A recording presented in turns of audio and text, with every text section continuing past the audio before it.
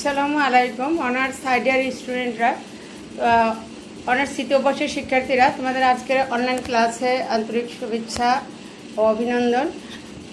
তোমাদের আজকের political economy of বাংলাদেশের রাজনৈতিক অর্থনীতির আন্তর্জাতিক উপাদান international factors of political economy, এটার আমি রেস্ট অফ যে টপিকটা আছে সেটার IMF, আন্তর্জাতিক অর্থ তহবিল, ইন্টারন্যাশনাল মনিটারি ফান্ড, IMF-এর লক্ষ্য উদ্দেশ্য অবজেক্টিভ, IMF-এর রোলটা কী, ভূমিকা অর্থনীতিতে IMF-এর ভূমিকা এবং দ্য ইকোনমিক রোল অফ IMF-এর কার্যবাহী ফাংশন এবং লিমিটেশনস কী এটা, এবং এডিবির লক্ষ্য উদ্দেশ্য, এডিবি-এর কার্যবলী, এটা আজকে বলে তোমাদের এই চ্যাপ্টারটা শেষ করব। তো আশা করি তোমরা ঢাকা কলেজের শিক্ষার্থীরা এবং অন্যান্য কলেজের শিক্ষার্থীরা যারা সবাই আমার সঙ্গে আছো, সবাইকে আবারও শুভেচ্ছা। করোনাকালীন এই সময় আমরা আবার নিজেকে সুরক্ষিত রেখে অনলাইনের যে কার্যাবলী আছে, ক্লাস আছে, আমাদের যে কার্য আছে, সেগুলো সব আমরা স্বাস্থ্যবিধি মেনে চলবো। আশা করি তোমরা সবাই সেটা মেনেই চলবে এবং নিজেদেরকে সেখান থেকে সেফ রাখার চেষ্টা করবে। তো আমি তোমাদের সঙ্গে আছি ফারজানা জেসমিন, সহযোগী অধ্যাপক, রাষ্ট্রবিজ্ঞান বিভাগ, ঢাকা কলেজ। যেটা আমরা এটা দেখলাম আন্তর্জাতিক অর্থ তহবিল, যেটা IMFটা হলো ইন্টারন্যাশনাল মনিটারি ফান্ড, তোমরা এটা জানো।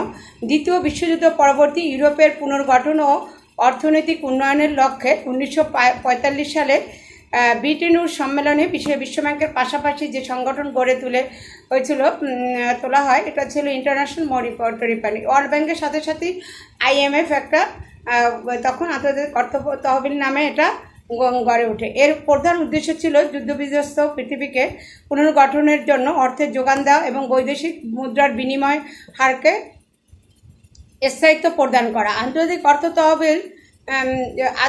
অর্থ তহবিল চুক্তির 4th অনুচ্ছেদ অনুযায়ী 1944 সালের 1 জুলাই থেকে প্রতিটি সদস্য দেশ তাদের মুদ্রার সমমূল্য স্বর্ণের মাধ্যমে অথবা যুক্তরাষ্ট্রের ডলারের ভিত্তিতে নির্ধারণ করবে। একটা ইন্টারন্যাশনাল একটা মানদণ্ড দেওয়া ছিল অর্থনৈতিক, সেটা হবে স্বর্ণ মুদ্রা, স্বর্ণ বার, অথবা আমেরিকার USA যে ডলার থাকবে এর মাধ্যমে এটার পরিমাপ করা হবে বা মানদণ্ডটা নির্ধারণ করা হবে।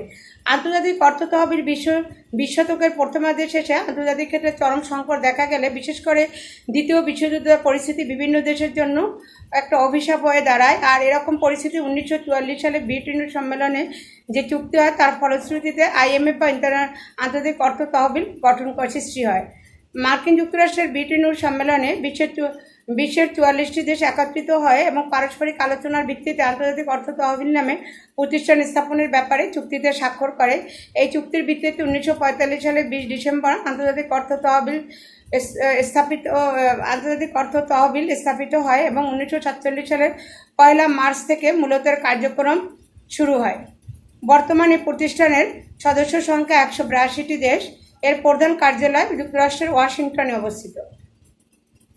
আন্তর্জাতিক অর্থ তহবিলের গঠন ছিল, আন্তর্জাতিক অর্থ তহবিলের গঠন একটি বোর্ড অফ গভর্নর সমন্বয়ে গঠিত। এই সংস্থার প্রত্যেক সদস্য রাষ্ট্রের একজন করে প্রতিনিধি নিয়ে এই বোর্ড গঠিত হয়। সর্বোপরি IMF-এর পরিচালনার জন্য একটি পরিচালনা পরিষদ গঠিত হয়েছে। এর সদস্য সংখ্যা 20 জন। এর মধ্যে স্থানীয় সদস্য সংখ্যা 6টি, যথা যুক্তরাষ্ট্র, যুক্তরাজ্য, জাপান, ফ্রান্স, জার্মানি ও ভারত। সদস্য রাষ্ট্রগুলোর মধ্য থেকে 2 বছরের জন্য এরা নির্বাচিত হয়। আন্তর্জাতিক অর্থ তহবিল সদস্য দেশগুলো অর্থনৈতিক উন্নয়নে গুরুত্বপূর্ণ ভূমিকা পালন করে। এই সংস্থার সদস্য দেশগুলো অর্থনৈতিক উন্নয়ন, আন্তর্জাতিক বাণিজ্যের সহায়তা দান, স্বল্পকালীন ঋণের যোগান, সুষম উন্নয়ন প্রভৃতি ক্ষেত্রে গুরুত্বপূর্ণ ভূমিকা পালন করে। এবার এইমস অ্যান্ড অবজেক্টিভস অফ IMF-এর কি লক্ষ্য উদ্দেশ্য, আন্তর্জাতিক অর্থ তহবিলের লক্ষ্য উদ্দেশ্য, এইমস অ্যান্ড অবজেক্টিভস। দ্বিতীয় বিশ্বযুদ্ধ পরবর্তী ইউরোপের পুনর্গঠন অর্থনৈতিক উন্নয়নের লক্ষ্যে 1945 সালে ব্রিটেনের সম্মেলনে বিশ্বব্যাংকের পাশাপাশি যে সংগঠন গড়ে তোলা হয় সেটাই IMF নামে পরিচিত ছিল। এর প্রধান উদ্দেশ্য ছিল যুদ্ধ বিধ্বস্ত পৃথিবীকে পুনর্গঠন করা এবং অর্থের যোগান দেওয়া এবং বৈদেশিক মুদ্রার বিনিময়ের হারকে স্থায়িত্ব প্রদান করা। মার্কিন যুক্তরাষ্ট্রের ব্রিটেনের সম্মেলনে বিশ্বের 44টি দেশ একত্রিত হয় এবং পারস্পরিক আলোচনার ভিত্তিতে আন্তর্জাতিক অর্থ তহবিল নামে একটা প্রতিষ্ঠান স্থাপনের ব্যাপারে চুক্তিতে স্বাক্ষর করে। আন্তর্জাতিক অর্থ তহবিল কতিপয় উদ্দেশ্যকে সামনে রেখে প্রতিষ্ঠিত হয়। এর এইমস এবং অবজেক্টিভগুলো ছিল এরকমের, যেমন এক, আর্থিক সহযোগিতা বৃদ্ধি। আন্তর্জাতিক অর্থ তহবিলের প্রধান লক্ষ্য উদ্দেশ্য হল আন্তর্জাতিক ক্ষেত্রে আর্থিক সহযোগিতা ও ব্যবস্থাপনাকে জোরদার করা। এ সংস্থার উদ্দেশ্য হলো আলাপ আলোচনা এবং বোঝাপড়ার মাধ্যমে আন্তর্জাতিক ক্ষেত্রে আর্থিক সহযোগিতা বৃদ্ধি করা। এরপর ছিল সুষম উন্নয়ন। আন্তর্জাতিক অর্থ তহবিলের অন্যতম লক্ষ্য ছিল সুষম উন্নয়ন, কারণ সুষম উন্নয়ন ছাড়া অর্থনৈতিক উন্নয়ন সম্ভব নয়, আর সম্পদের সুষ্ঠু ব্যবহারের মাধ্যমে সুষম উন্নয়ন সম্ভব। বাণিজ্য সম্প্রসারণের মাধ্যমে অনেক সময় সুষম উন্নয়ন সম্ভব হয়। তারপর জিডিপি বৃদ্ধি, সেটা ছিল আন্তর্জাতিক অর্থ তহবিলের একটা লক্ষ্য। আন্তর্জাতিক অর্থ তহবিলে জিডিপি বৃদ্ধির লক্ষ্য, জিডিপির বৃদ্ধির উদ্দেশ্যেও কাজ করে। দ্বিতীয় বিশ্বযুদ্ধের পর স্বল্পোন্নত দেশসমূহে জাতীয় আয়ের পরিমাণ হ্রাস পায়, তাই আন্তর্জাতিক অর্থ তহবিল সদস্য রাষ্ট্রগুলির আয় ও বিনিয়োগের স্তর বৃদ্ধির জন্য বিভিন্ন পদক্ষেপ গ্রহণ করে তারা। আন্তর্জাতিক বাণিজ্য বৃদ্ধি। আন্তর্জাতিক অর্থ তহবিল সদস্য দেশগুলোর মধ্যে সহযোগিতা সৃষ্টি এবং আন্তর্জাতিক বাণিজ্যের সম্প্রসারণের উদ্দেশ্যে বহুপাক্ষিক বাণিজ্য নীতির উপর গুরুত্ব আরোপ করে। এই তহবিল সদস্য দেশগুলোর মধ্যে বাণিজ্য বৃদ্ধির জন্য অনুন্নত দেশকে ঋণ দিয়ে থাকে। এরপর ছিল যেটা মুদ্রার বিনিময়। মুদ্রার বিনিময় রক্ষা করা আন্তর্জাতিক অর্থ তহবিলের অন্যতম লক্ষ্য উদ্দেশ্য। এক দেশের মুদ্রা যাতে অন্য দেশের মুদ্রা বিনিময় হতে পারে আন্তর্জাতিক অর্থ তহবিল তার ব্যবস্থা করে। তারপর ছিল ঋণ প্রদান। ঋণ প্রদান করা আন্তর্জাতিক অর্থ তহবিলের অন্যতম উদ্দেশ্য। দ্বিতীয় বিশ্বযুদ্ধের পর অধিকাংশ দেশেরই অর্থনৈতিক বিপর্যয় দেখা যায়, আর এই বিপর্যয় রোধের উদ্দেশ্যেই তহবিল ঋণ প্রদান করে। এরপর ছিল পরামর্শ প্রদান। লেনদেনের ভারসাম্যে মৌলিক ঘাটতির সম্মুখীন হলে কোনো সদস্য দেশকে মুদ্রার অবমূল্যায়নের ব্যাপারে পরামর্শ প্রদান করা আন্তর্জাতিক অর্থ তহবিলের অন্যতম প্রধান উদ্দেশ্য। তো আমরা এইমস এবং অবজেক্টিভসগুলো দেখলাম। সেখানে ছিল আর্থিক সহযোগিতা বৃদ্ধি, সুষম উন্নয়ন, জিডিপি বৃদ্ধি, আন্তর্জাতিক বাণিজ্য বৃদ্ধি, মুদ্রার বিনিময় হার, ঋণ প্রদান, তারপর পরামর্শ প্রদান। এই জিনিসগুলো আইএমএফের লক্ষ্য উদ্দেশ্য ছিল। আইএমএফের লক্ষ্য উদ্দেশ্যকে সামনে রেখে আন্তর্জাতিক অর্থ বলছি যে উল্লেখিত এই লক্ষ্য উদ্দেশ্যগুলোকে সামনে রেখে আইএমএফের লক্ষ্য উদ্দেশ্য প্রতিষ্ঠিত হয়। মূলত আন্তর্জাতিক অর্থ তহবিল সদস্য দেশগুলির অর্থনৈতিক উন্নয়নে গুরুত্বপূর্ণ ভূমিকা পালন করে। এই সংস্থা দেশগুলোর অর্থনৈতিক উন্নয়ন, আন্তর্জাতিক বাণিজ্যের সহায়তা প্রদান, স্বল্পকালীন ঋণের যোগান, সুষম উন্নয়ন প্রভৃতি ক্ষেত্রে গুরুত্বপূর্ণ অবদান রাখে। এরপর আছে অর্থনীতিতে আইএমএফের ভূমিকাটা কি, the economic role of IMF. দ্বিতীয় বিশ্বযুদ্ধ পরবর্তী ইউরোপের, আগেই বলছিলাম, পুনর্গঠনের জন্য আইএমএফ ব্রিটেনের সম্মেলন 1945 সালে গঠিত হয়। এর প্রধান উদ্দেশ্য ছিল, বর্তমানে এর সদস্য সংখ্যা ছিল 182টি দেশ। এর প্রধান কার্যালয় ও যুক্তরাষ্ট্রের ওয়াশিংটন ডিসিতে অবস্থিত। আন্তর্জাতিক অর্থ তহবিল গঠিত হয়। এর মধ্যে আন্তর্জাতিক অর্থ তহবিল একটা বোর্ড অফ গভর্নেন্সের সমন্বয়ে গঠিত। এই সংস্থার প্রত্যেক সদস্য রাষ্ট্রের একজন করে প্রতিনিধি নিয়ে এই বোর্ড গঠিত হয়। সর্বোপরি আইএমএফের পরিচালনার জন্য একটা পরিচালনা পরিষদ রয়েছে। এই সদস্য সংখ্যা 20টি। এর মধ্যে স্থানীয় সদস্য সংখ্যা হলো, স্থানীয় সদস্য 6টি, যথা যুক্তরাষ্ট্র, যুক্তরাজ্য, জাপান, ফ্রান্স, জার্মানি ও ভারত। অস্থায়ী সদস্য সংখ্যা হলো 14টি। সদস্য রাষ্ট্রগুলির মধ্যে থেকে 2 বছরের জন্য এরা নির্বাচিত হয়। এর বর্তমান মূলধন ছিল $115 কোটি। সদস্য রাষ্ট্রগুলো তাদের চাঁদা প্রদান করে শতকরা 25% ডলার বা স্বর্ণের মাধ্যমে বাকি দেশীয় মুদ্রা পরিশোধ করতে পারে। অর্থনীতিতে আইএমএফের ভূমিকা ছিল স্বল্পকালীন ঋণ মঞ্জুর। স্বাভাবিকভাবে স্বল্পোন্নত উন্নয়নশীল দেশের লেনদেনের ভারসাম্য ঘাটতি বিরাজ করে, আর এ লেনদেনের ঘাটতি কাটিয়ে ওঠার জন্য এই সংস্থা সংশ্লিষ্ট রাষ্ট্রকে ঋণ প্রদান করে।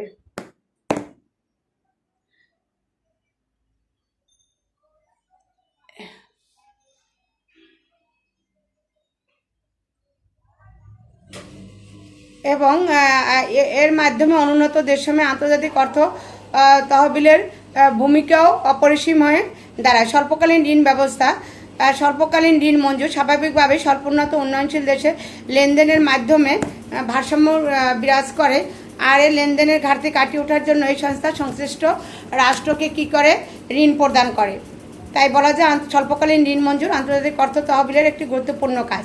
বিনিময় হারের স্থায়িত্ব প্রদান। আইএমএফের প্রধান কাজ হলো সংশ্লিষ্ট দেশসমূহের বিনিময় হারের স্থিতিশীলতা রক্ষা করা।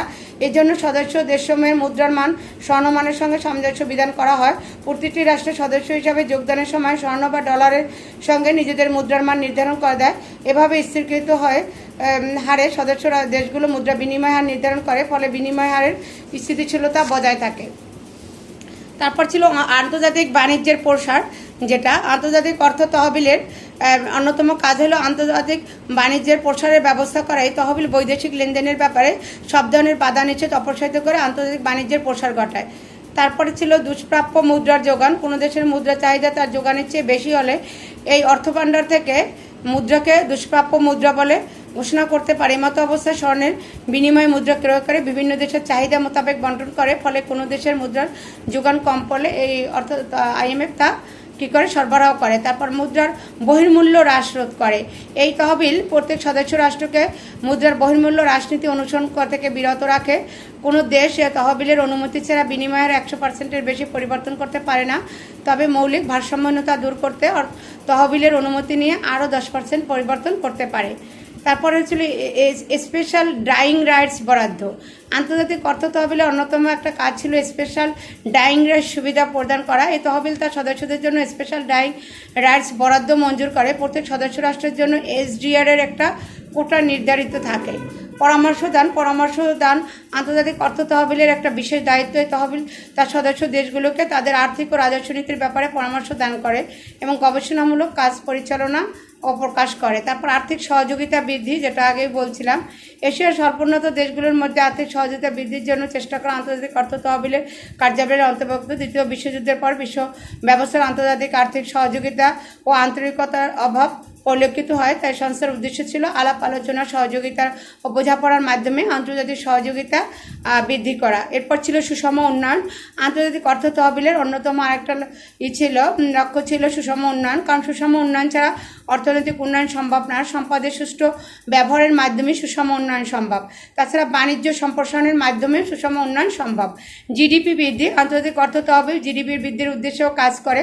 দ্বিতীয় বিশ্বযুদ্ধের পর স্বল্পোন্নত দেশসমূহে জাতীয় আয়ের পরিমাণ হ্রাস পায়।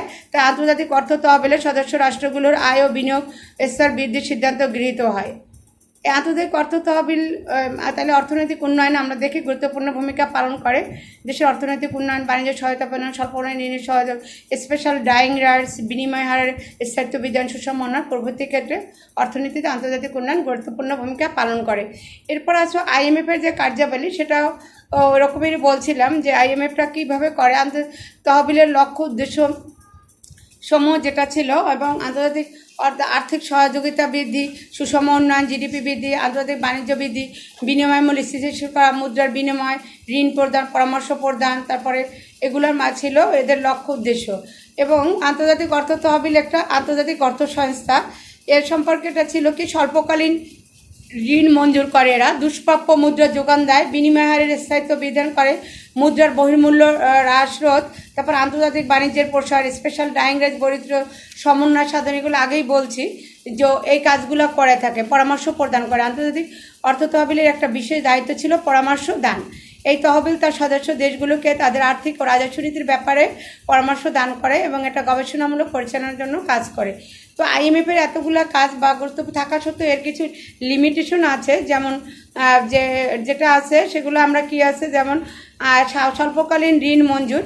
স্বাভাবিকভাবেই স্বল্পোন্নত ও উন্নয়নশীল দেশের লেনদেনের ভারসাম্য ঘাটতি বিরাজ করে, আর এই লেনদেনের ঘাটতি কাটিয়ে ওঠার জন্য যে স্বল্পকালীন সময়ে ঋণ মঞ্জুর আন্তর্জাতিক অর্থ তহবিলের একটি গুরুত্বপূর্ণ কাজ। তারপরে আগে যেটা বলছিলাম যে বিনিময় হার প্রদান, সেটাও তাদের একটা কাজ। এগুলো কিছু সীমাবদ্ধতা আছে এর মধ্যে। আন্তর্জাতিক বাণিজ্যের প্রসার, এই অর্থ তহবিলের কাজ ছিল আন্তর্জাতিক বাণিজ্যের প্রসারের ব্যবস্থা করা। এর মধ্যে বৈদেশিক যে বাধা নিষেধ ছিল তা অপসারিত করে আন্তর্জাতিক বাণিজ্যের প্রসার ঘটায়। সমন্বয় সাধন করা, কিছু কিছু সমন্বয় সংক্রান্ত কাজও আন্তর্জাতিক অর্থ তহবিলকে সম্পাদন করতে দেখা যায়। এই তহবিল সদস্য রাষ্ট্রগুলোর মধ্যে বাণিজ্য সংক্রান্ত ব্যাপারে যোগাযোগ অব্যাহত রাখে, সমন্বয় সাধনের মাধ্যমে এসব যোগসূত্র স্থাপন করে। তো আমরা এই যে দেখি যে এর মধ্যে যে আন্তর্জাতিক মুদ্রা তহবিলের কিছু সীমাবদ্ধতা থাকলেও বৃহত্তর জনকল্যাণমূলক কার্যাবলীর কাছে সেটা একটা খুব বেশি না, নগণ্য ভূমিকা পালন করে। প্রতিষ্ঠানটি আসলে শুরু থেকেই অর্থনৈতিক উন্নয়নের কল্যাণের লক্ষ্যে কাজ করে থাকে। এরপর যেটা আছে সেটা হলো ADB বা এশিয়ান ডেভেলপমেন্ট ব্যাংক। এশীয় উন্নয়ন ব্যাংক হলো আন্তর্জাতিক একটা আঞ্চলিক উন্নয়ন ব্যাংক। এটি একটি আন্তর্জাতিক অর্থ সংস্থা বটে। 1966 সালে ফিলিপাইনের রাজধানী ম্যানিলায় এর কার্যক্রম শুরু হয়। 1963 সালে এশিয়া অন্যান্য দূরপ্রাচ্য ফার ইস্ট দেশগুলো এবং এশিয়ার কান্ট্রিগুলো অর্থনৈতিক সহযোগিতার সদস্য রাষ্ট্র ম্যানিলায় একত্রিত হয়, ফিলিপাইনের রাজধানী। উক্ত সম্মেলনে সদস্য রাষ্ট্রের মন্ত্রীবর্গ উপস্থিত হন। এই সম্মেলনে এশিয়া উন্নয়নের জন্য একটি ব্যাংক প্রতিষ্ঠার প্রস্তাব উত্থাপিত হয়, কিন্তু সম্মেলন তা আলোর মুখ দেখেনি। 1965 সালে আবার মন্ত্রিসভার বৈঠকে এশিয়া উন্নয়ন ব্যাংক নামে একটি ব্যাংক প্রতিষ্ঠার সিদ্ধান্ত গৃহীত হয়। এই প্রেক্ষিতে 1966 সালে ম্যানিলা এর কার্যক্রম বা যাত্রা শুরু হয়। এশিয়া উন্নয়ন ব্যাংকের সংক্ষিপ্ত সংক্ষিপ্ত রূপ ছিল এডিবি, এশিয়ান ডেভেলপমেন্ট ব্যাংক। বর্তমানে সদস্য রাষ্ট্র সংখ্যা আছে 56। এশীয় উন্নয়ন ব্যাংকের গঠন: এশীয় উন্নয়ন ব্যাংক মধ্য এশীয় ও প্রশান্ত মহাসাগরীয় অঞ্চলে 40টি আঞ্চলিক সদস্য এবং 16টি অআঞ্চলিক সদস্য নিয়ে গঠিত হয়। যুক্তরাষ্ট্র, কানাডা অআঞ্চলিক সদস্য। ব্যাংকটির সার্বিক পরিচালনা ব্যবস্থাপনার দায়িত্ব একটি পরিচালনা বোর্ডের উপর ন্যস্ত রয়েছে। ব্যাংকটির সাধারণ কার্যবাহী পরিচালনার জন্য বোর্ডের সভাপতি ও 12 জন পরিচালক সহ একটি পরিচালনা বোর্ড রয়েছে। এই 12 জন পরিচালকের 8 জন আঞ্চলিক এবং বাকি 4 জন অআঞ্চলিক সদস্য। পরিচালক সহ একটি পরিচালনা করছে। ব্যাংকটির ম্যানিলায় প্রধান কার্যালয়ে 25টি বিভাগ রয়েছে। এছাড়া ঢাকা, নয়াদিল্লি, ইসলামাবাদ, কাঠমান্ডু, জাকার্তা একটি করে আবাসিক মিশন রয়েছে। প্রশান্ত মহাসাগরীয় অঞ্চলের ওয়াশিংটন অঞ্চলের জন্য ওয়াশিংটন ডিসি, পোর্ট ভিলা ও ভেলুয়ারিতে একটি করে রিপ্রেজেন্টেটিভ অফিসও রয়েছে, যেটাও ছিল ওয়াশিংটন ডিসি, পোর্ট ভিলা এবং ভেলুয়ারিতে। এশীয় উন্নয়ন ব্যাংকের লক্ষ্য উদ্দেশ্য ছিল এশীয় মহাদেশের বেশিরভাগ দেশই অনুন্নত উন্নয়নশীল। এসব দেশে দ্রুত অর্থনৈতিক উন্নয়নের জন্য যে পরিমাণে মূলধন প্রয়োজন হয় তা তারা নিজস্ব তহবিল থেকে যোগান দিতে পারে না, তাই বাধ্য হয় বিভিন্ন আন্তর্জাতিক সংস্থা হতে এই দেশকে কী করতে হয়, ঋণ নিতে হয়। তাই 60-এর দশকের গোড়ার দিকে এই অঞ্চলে এমন একটি আর্থিক প্রতিষ্ঠান গঠনের চিন্তা শুরু হয় যা আঞ্চলিক সমস্যা সম্পর্কে অবহিত এবং দূরীকরণে সাহায্য করে। এর ফলশ্রুতিতে 1966 সালে ফিলিপাইনের রাজধানী ম্যানিলায় এশীয় উন্নয়ন ব্যাংক নামে একটি আঞ্চলিক সংস্থা গঠিত হয়। এশীয় উন্নয়ন ব্যাংক ছিল এশীয় প্রশান্ত মহাসাগরীয় অঞ্চলের, আগেই বলছিলাম, 40টি আঞ্চলিক সদস্য এবং 16টি অআঞ্চলিক বোর্ডের সদস্য নিয়ে গঠিত। যুক্তরাষ্ট্র, কানাডা অআঞ্চলিক সদস্য। ব্যাংকটির সার্বিক পরিচালনা ব্যবস্থাপনার দায়িত্ব একটি পরিচালনা বোর্ডের উপর ন্যস্ত রয়েছে। ব্যাংকটির সাধারণ কার্যাবলী পরিচালনার জন্য পরিচালনা বোর্ডের সভাপতি ও 12 জন পরিচালক সহ একটি পরিচালনা বোর্ড রয়েছে। এই 12 জন পরিচালকের 8 জন আঞ্চলিক এবং বাকি 4 জন আঞ্চলিক সদস্য রাষ্ট্রের। ব্যাংকটির ম্যানিলাস্থ প্রধান কার্যালয়ে 25টি বিভাগ রয়েছে। এছাড়া ঢাকা, নয়াদিল্লি, ইসলামাবাদ, জাকার্তা, কাঠমান্ডুয়ে একটি করে আবাসিক মিশন রয়েছে। প্রশান্ত মহাসাগরীয় অঞ্চলের জন্য ওয়াশিংটন ডিসি, পোর্ট ভিলা ও ভ্যালুয়ারিতে একটি করে রিপ্রেজেন্টেটিভ অফিসও রয়েছে। এশীয় উন্নয়ন ব্যাংকের লক্ষ্য উদ্দেশ্যগুলো ছিল এরকমের, যেমন অর্থনৈতিক উন্নয়ন। এশিয়ার অধিকাংশ রাষ্ট্র স্বল্পোন্নত বা উন্নয়নশীল। এসব দেশের অর্থনৈতিক উন্নয়নের গতি অত্যন্ত মন্থর, তাই এশীয় উন্নয়ন ব্যাংকের প্রধান লক্ষ্য উদ্দেশ্য ছিল দেশের অর্থনৈতিক উন্নয়নের লক্ষ্যে কাজ করা। ব্যাংক ইক্যাফের সদস্য রাষ্ট্রগুলির অর্থনৈতিক উন্নয়নে বদ্ধপরিকর। তারপর ছিল সহযোগিতা বৃদ্ধি। এশিয়ার স্বল্পোন্নত উন্নয়নশীল দেশগুলোর মধ্যে সহযোগিতা বৃদ্ধি করা এশীয় উন্নয়ন ব্যাংকের একটি গুরুত্বপূর্ণ উদ্দেশ্য। এই ব্যাংক মনে করে আঞ্চলিক সহযোগিতা ছাড়া আঞ্চলিক উন্নয়ন সম্ভব নয়, তাই এর লক্ষ্য সদস্য রাষ্ট্রগুলির মধ্যে আন্তর্জাতিক সাহায্য সহযোগিতা জোরদার করা। এরপর বৈষম্য রোধ করা। এশিয়ার স্বল্পোন্নত উন্নয়নশীল দেশগুলোর মধ্যকার অর্থনৈতিক উন্নয়ন বৈষম্য দূর করার উদ্দেশ্যে এশীয় উন্নয়ন ব্যাংক প্রতিষ্ঠিত হয়। এশীয় অঞ্চলের রাষ্ট্রগুলির মধ্যে অর্থনৈতিক বৈষম্য অনেক, তাই বৈষম্য রোধের একটি লক্ষ্য নির্ধারণ করা হয়। তারপর ছিল ঋণ দান। এশীয় উন্নয়ন ব্যাংকের একটি গুরুত্বপূর্ণ উদ্দেশ্য হল ঋণ দান। এশিয়ার স্বল্পোন্নত রাষ্ট্রগুলোর মধ্যে ঋণের যথেষ্ট অভাব রয়েছে, তাই ঋণের স্বল্পতা দূর করার জন্য এই ব্যাংক স্বল্প সুদে ঋণ প্রদান করে। তারপর ছিল সমন্বয় সাধন। এশীয় উন্নয়ন ব্যাংকের একটি মুখ্য উদ্দেশ্য। এই সংস্থাটি সদস্য রাষ্ট্র জাতিসংঘের সংস্থাসমূহের মধ্যে সমন্বয় সাধন করে। এই ব্যাংক বিশেষ করে আন্তর্জাতিক সহযোগিতার মাধ্যমে সমন্বয় সাধন সম্ভব। তারপর ছিল মূলধন বিনিয়োগ। এশীয় উন্নয়ন ব্যাংকের একটি গুরুত্বপূর্ণ লক্ষ্য ছিল মূলধন বিনিয়োগ। এই ব্যাংকের অধিকাংশ সদস্য রাষ্ট্র ছিল এশীয় অঞ্চলের, আর এশিয়ার অধিকাংশ দেশ স্বল্পোন্নত বা উন্নয়নশীল হয়, তাদের মধ্যে মূলধনের স্বল্পতা রয়েছে। তাদের মূলধনের স্বল্পতা নিরসনের উদ্দেশ্যে এই ব্যাংক সরকারি ও বেসরকারিভাবে মূলধন বিনিয়োগ করে আসছে। তারপর পরামর্শ দান এশীয় উন্নয়ন ব্যাংকের একটা মুখ্য উদ্দেশ্য। সাধারণত এশিয়ার স্বল্পোন্নত রাষ্ট্রসমূহের মধ্যে কৌশলগত ক্ষমতার অভাব রয়েছে, তাই এই ব্যাংক সদস্য রাষ্ট্রগুলোর মধ্যে কৌশলগত পরামর্শ দিয়ে থাকে। বিশেষ করে এর উদ্দেশ্য হলো উন্নয়ন প্রকল্প প্রণয়ন, অর্থায়ন ও বাস্তবায়নের ক্ষেত্রে কৌশলগত সহযোগিতা প্রদান করা। এরপর যাচাই ও মূল্যায়ন। এশীয় উন্নয়ন ব্যাংক যাচাই ও মূল্যায়নের উপর গুরুত্ব দিয়ে থাকে। এই ব্যাংক ঋণদানের পূর্বে প্রকল্পের সম্ভাব্যতা যাচাই ও মূল্যায়ন করে। যাচাই ও মূল্যায়নের মাধ্যমে এই ব্যাংক প্রকল্পের সম্ভাব্যতা পরীক্ষা করে। এরপর ছিল সম্পদের সুষ্ঠু ব্যাপার। এশিয়ান উন্নয়ন ব্যাংকের প্রধান লক্ষ্য উদ্দেশ্যের আওতাভুক্ত। এশিয়ার স্বল্পোন্নত দেশসমূহের অনেক সম্পদ অব্যবহৃত অবস্থায় রয়েছে, আর এই অব্যবহৃত সম্পদের সুষ্ঠু ব্যবহার ও বন্টন নিশ্চিতকরণের লক্ষ্যে এই ব্যাংক প্রতিষ্ঠিত হয়। এরপর কৃষি উন্নয়ন। এশিয়ার অধিকাংশ দেশই কৃষি প্রধান দেশ, কিন্তু এই অঞ্চলের কৃষি ব্যবস্থা ততটা উন্নত নয়, তাই এশীয় উন্নয়ন ব্যাংক বাংলাদেশ অঞ্চলে কৃষি উন্নয়নের জন্য প্রয়োজনীয় ও কার্যকরী ভূমিকা পালন করে আসছে। দারিদ্র্য বিমোচনের জন্য কাজ করাও এশীয় উন্নয়ন ব্যাংকের অন্যতম লক্ষ্য উদ্দেশ্য। এশিয়ার অধিকাংশ দেশ দারিদ্র্যপীড়িত। এসব দেশের জনগণের মাথাপিছু আয় অনেক কম। যেমন বাংলাদেশের জনপত্র মাথাপিছু আয় প্রায় $750 মার্কিন ডলার কাছাকাছি। ফলে জনগণ দারিদ্র্য সীমার মধ্যে দিনাতিপাত করছে এবং এশীয় উন্নয়ন ব্যাংক দারিদ্র্য বিমোচনের লক্ষ্যে আর্থিক সাহায্য সহযোগিতা অব্যাহত রয়েছে। তো আমরা দেখি যে এশীয় উন্নয়ন ব্যাংকের এই যে নিম্ন লক্ষ্য উদ্দেশ্য ছিল, পৃথিবীর একটা বৃহত্তম এর কার্যাবলীটা কি, পৃথিবীর বৃহত্তম মহাদেশ এশিয়া, এই মহাদেশের বেশিরভাগ দেশই অনুন্নত উন্নয়নশীল। এসব দেশে দ্রুত অর্থনৈতিক উন্নয়নের জন্য যে পরিমাণ মূলধন প্রয়োজন তা অধিকাংশ রাষ্ট্রেরই তারা নিজস্ব তহবিল থেকে যোগান দিতে পারে না, তাই বাধ্য হয়ে বিভিন্ন আন্তর্জাতিক সংস্থা থেকে এসব দেশ ঋণ গ্রহণ করে। তাই 60-এর দশকের গোড়ার দিকে এই অঞ্চলে একটি আর্থিক প্রতিষ্ঠান গঠনের চিন্তা শুরু হয়, যা আঞ্চলিক বিভিন্ন সমস্যা সম্পর্কে অবহিত এবং তা দূরীকরণে সাহায্য করে। এর ফলশ্রুতিতে 1966 সালে ফিলিপাইনের রাজধানী ম্যানিলায় এশীয় উন্নয়ন ব্যাংক বা এডিবি নামে একটি আন্তর্জাতিক সাহায্য সংস্থা গঠিত হয়। আর্থিক সাহায্য সংস্থা এশীয় উন্নয়ন ব্যাংক হলো একটি আঞ্চলিক উন্নয়ন ব্যাংক। এশীয় অঞ্চলের উন্নয়ন ও বাণিজ্য সম্প্রসারণই এর মুখ্য উদ্দেশ্য। এশীয় উন্নয়ন ব্যাংকেরই ছিল যে কার্যাবলীটা ছিল সেটা ছিল কৃষি উন্নয়ন করবে এর মাধ্যমে। এশিয়ার অধিকাংশ দেশই আমরা জানি কৃষি প্রধান দেশ, কিন্তু এই অঞ্চলে কৃষি ব্যবস্থা ততটা উন্নত নয়। তাই এশীয় উন্নয়ন ব্যাংক এসব অঞ্চলের কৃষি উন্নয়নের জন্য প্রয়োজনীয় কার্যকরী ভূমিকা পালন করে যাচ্ছে। শক্তি সম্পদের উন্নয়ন, এশিয়ার স্বল্পোন্নত দেশসমূহে শক্তি সম্পদের পরিমাণ খুব কম। মূলত স্বল্প শক্তি সম্পদের কারণে এসব দেশের আঞ্চলিক উন্নয়ন ব্যাহত হচ্ছে। এসব অঞ্চলের বিদ্যুৎ উৎপাদন, বিতরণ, সঞ্চালন এবং গ্যাস সম্পদ অতটা উন্নত নয়। তাই এই ব্যাংক এশীয় অঞ্চলের শক্তি সম্পদ উন্নয়নে কাজ করছে। তারপর ঋণদান এশীয় উন্নয়ন ব্যাংকের একটা গুরুত্বপূর্ণ কাজ। এশিয়ার স্বল্পোন্নত রাষ্ট্রগুলোর মধ্যে ঋণের যথেষ্ট অভাব রয়েছে। ঋণের অভাব এসব অঞ্চলের অনেক প্রকল্প সম্পূর্ণ অচল অবস্থায় পড়ে আছে। তাই ঋণের স্বল্পতা দূর করার জন্য এ ব্যাংক স্বল্প সুদে ঋণ প্রদান করে যাচ্ছে। সামাজিক অবকাঠামো উন্নয়ন, এশিয়ার অধিকাংশ দেশের সামাজিক অবকাঠামো অনেকটা দুর্বল, যা অর্থনৈতিক উন্নয়নের প্রতিকূল। তাই এশীয় উন্নয়ন ব্যাংক জন্ম থেকে সদস্য রাষ্ট্রগুলির সামাজিক অবকাঠামো উন্নয়নে গুরুত্বপূর্ণ ভূমিকা পালন করে যাচ্ছে। তারপর ছিল পরিকল্পনা প্রণয়ন। বর্তমান যুগ একটা পরিকল্পনার যুগ, কিন্তু এশিয়ার অনেক রাষ্ট্র সুষম পরিকল্পনা প্রণয়নে অক্ষম, অথচ সুষম পরিকল্পনা ছাড়া জাতীয় উন্নয়নও অসম্ভব। তাই এই ব্যাংক সদস্য রাষ্ট্রসমূহের অর্থনৈতিক পরিকল্পনা প্রণয়ন ও বাস্তবায়নে কার্যকরী ভূমিকা পালন করে যাচ্ছে। এরপর দারিদ্র্য বিমোচন, এশীয় উন্নয়ন ব্যাংক দারিদ্র্য বিমোচনের জন্য কাজ করে। এশিয়ার অধিকাংশ দেশই আমরা জানি দারিদ্র্য ক্ষুধাপীড়িত। এসব দেশের জনগণের মাথাপিছু অনেক কম। যেমন বাংলাদেশের প্রায় 750 মাত্র মার্কিন ডলার। ফলে জনগণ দারিদ্র্যের মধ্যে দিনাতিপাত করছে। দারিদ্র্য বিমোচনে আর্থিক সহযোগিতা ও সহযোগিতা করে যাচ্ছে এশীয় উন্নয়ন ব্যাংক। অর্থনৈতিক সমৃদ্ধি অর্জন এশীয় উন্নয়ন ব্যাংকের অন্যতম প্রধান কাজ।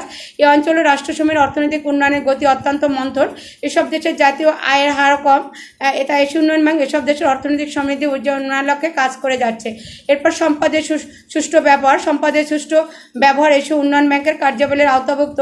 এশিয়ার স্বল্পোন্নত দেশসমূহের অনেক সম্পদ অব্যবহৃত অবস্থায় রয়েছে, আর এই অব্যবহৃত সম্পদের সুষ্ঠু ব্যবহার ও বন্টন নিশ্চিতকরণের লক্ষ্যে এই ব্যাংক প্রতিষ্ঠিত হয়। মূলধন বিনিয়োগ এশীয় উন্নয়ন ব্যাংকের গুরুত্বপূর্ণ কাজ। সাধারণত এশিয়ার স্বল্পোন্নত দেশগুলোর অধিকাংশ লোক দারিদ্র, তাদের মাথাপিছু আয় কম বলে তাদের কাছে কোনো মূলধন থাকে না। মূলধনের অভাবে তারা উৎপাদনে বিনিয়োগও করতে পারে না। সহযোগিতা ও সমন্বয় সাধন এশীয় উন্নয়ন ব্যাংকের কার্যাবলীর অন্তর্ভুক্ত। এ ব্যাংক বিভিন্ন সংস্থার মধ্যে সহযোগিতা ও সমন্বয় সাধন করে যাচ্ছে। এশিয়ার দেশসমূহের আর্থসামাজিক উন্নয়নে জাতিসংঘ সহ অনেক আন্তর্জাতিক সংস্থা কাজ করছে, আর এশীয় উন্নয়ন ব্যাংক জাতিসংঘ সহ এসব দেশের মধ্যে সমন্বয় সাধনের কাজ করছে। তারপর যোগাযোগ ব্যবস্থার উন্নয়ন, এটা একটা গুরুত্বপূর্ণ কাজ। এশিয়ার স্বল্পোন্নত দেশগুলোর যোগাযোগ ব্যবস্থা অত্যন্ত খারাপ, অনুন্নত, আর এই অনুন্নত যোগাযোগ ব্যবস্থা অর্থনৈতিক উন্নয়নের প্রতিবন্ধকতা সৃষ্টি করছে। অথচ উন্নত পরিবহন ও যোগাযোগ ব্যবস্থাই ছিল উন্নয়নের চাবিকাঠি বা মূল মন্ত্র। তাই এশীয় উন্নয়ন ব্যাংক এই অঞ্চলের যোগাযোগ ব্যবস্থার উন্নয়নে কাজ করে যাচ্ছে। যেমন তোমরা এখন দেখছো পদ্মা সেতু, মেট্রো রেল, পাতাল রেল, এগুলো আমরা একটা উন্নয়নের লক্ষণ হিসাবে দেখতে পাচ্ছি। স্বাস্থ্য সহায়তা, এশিয়ার স্বল্পোন্নত দেশসমূহে স্বাস্থ্যসেবাও তেমন উন্নত নয়। এসব দেশের পরিবার পরিকল্পনা ব্যবস্থা এখনও অনুন্নত, স্বাস্থ্যহীন জনগণের রাষ্ট্রের জন্য বোঝাস্বরূপ। তাই এশীয় উন্নয়ন ব্যাংক পরিবার পরিকল্পনা মানে এসব দেশের স্বাস্থ্য খাতের উন্নয়নও কার্যকরী ভূমিকা পালন করছে। এরপর আর একটা হচ্ছে প্রকল্প বাস্তবায়নের ক্ষেত্রেও এশীয় উন্নয়ন ব্যাংক ভূমিকা পালন করে আসছে। এশীয় উন্নয়ন ব্যাংকের অন্তর্ভুক্ত সদস্য রাষ্ট্রসমূহের প্রকল্প উন্নয়ন ও বাস্তবায়নে এবং সার্বিক সহযোগিতা ব্যবস্থা অব্যাহত রেখে আসছে। তো আমরা দেখছি উপরোক্ত কার্যাবলী এশীয় উন্নয়ন ব্যাংক সম্পাদন করে থাকে। উল্লেখিত কার্যাবলী সম্পাদনের মাধ্যমে এই ব্যাংক সদস্য রাষ্ট্রসমূহের আর্থসামাজিক উন্নয়নে গুরুত্বপূর্ণ ভূমিকা পালন করে। তো আমরা যেটা দেশের রাজনৈতিক অর্থনৈতিক আন্তর্জাতিক উপাদান, এটার মধ্যে অনেক রকমেরই আছে। তোমরা তো সম্ভাব্য এই লেকচারটা তোমরা আমার সঙ্গে ছিলে, এর মধ্যে আমি যে প্রশ্নগুলো আছে সেখানে বাংলাদেশের বৈদেশিক সাহায্যের গুরুত্ব বর্ণনা করো, বাংলাদেশের অর্থনীতি বৈদেশিক সাহায্য, মানে একই কথা, বাংলাদেশের বৈদেশিক সাহায্যের উপর নির্ভরশীলতার সুফলসমূহ, বৈদেশিক সাহায্যের উপর নির্ভরশীলতা হ্রাসের উপায়, তারপর বৈদেশিক সাহায্যের পক্ষে বিপক্ষে যুক্তি, বৈদেশিক সাহায্যের কুফল বা সুফলগুলো। এরপর ছিল উন্নয়নশীল দেশগুলোর বিশ্বায়নের প্রভাবটা কী, উন্নয়নশীল সমাজের উপর বিশ্বায়নের প্রভাব বর্ণনা করো, বাংলাদেশের রাজনীতিতে বিশ্বায়নের প্রভাব, বাংলাদেশের অর্থনীতিতে বৈদেশিক বিনিয়োগের গুরুত্ব, বিশ্বব্যাংকের কার্যাবলী গঠন ও কার্যাবলী, অর্থনৈতিক উন্নয়নে বিশ্বব্যাংকের ভূমিকা, বাংলাদেশের অর্থনৈতিক উন্নয়নে বিশ্বব্যাংকের ভূমিকা। তারপর ছিল বাংলাদেশের অর্থনৈতিক উন্নয়নে IMF এর কার্যাবলী বা ADB-র কার্যাবলী আলোচনা করো। এই যে চ্যাপ্টারগুলো আমি আলোচনা করলে এর মধ্যে ডিটেলস এই প্রশ্নগুলো তোমাদের, আশা করি তোমরা এর মধ্যে আবার কোনো একটা সময় লেকচার তোমাদের সঙ্গে নতুন একটা টপিকস নিয়ে আলোচনা হবে। এ পর্যন্ত তোমরা সবাই ভালো থাকো, আমার জন্য দোয়া করো এবং তোমাদের জন্য দোয়া রইল। আল্লাহ হাফেজ।